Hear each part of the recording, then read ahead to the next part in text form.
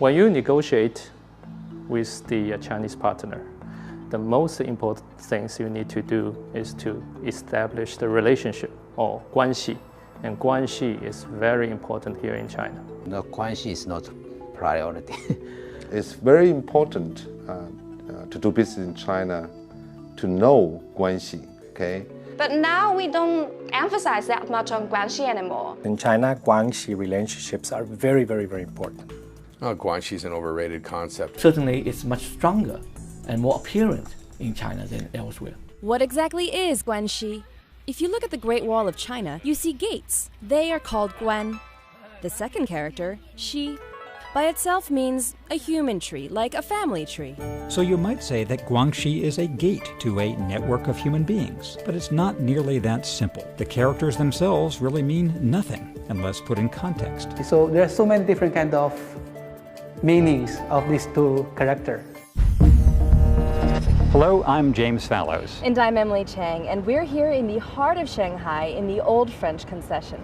I used to live near here, and when seeing these gardens, I often reflected on the difference between imposing a Western mark on China and coming to grips with China's complexities. GuanXi is one of those complexities. Now, so many Westerners usually want to put an easy one-word translation to it. And when they do, the one they usually come up with is relationship, because it seems so simple. But it's actually much more complex than that.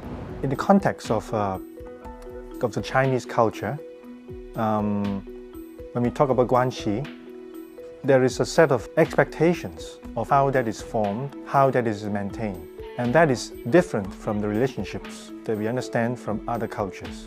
GuanXi also means if you do business, that's a kind of partnership.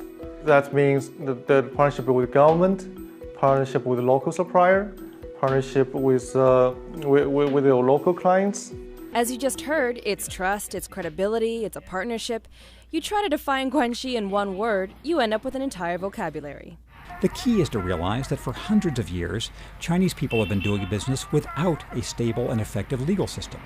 Nevertheless, business people needed a way to adjudicate disputes, or more importantly, avoid disputes. That's the environment in which GuanXi evolved, in the absence of an effective legal system for doing business. Without a legal system, or without a well-developed legal system, then we need something else in order that these mutually beneficial exchanges or cooperation can happen. And GuanXi is a very powerful way to ensure that even without a legal system, without the protection of that legal system, still people would not go back on their words.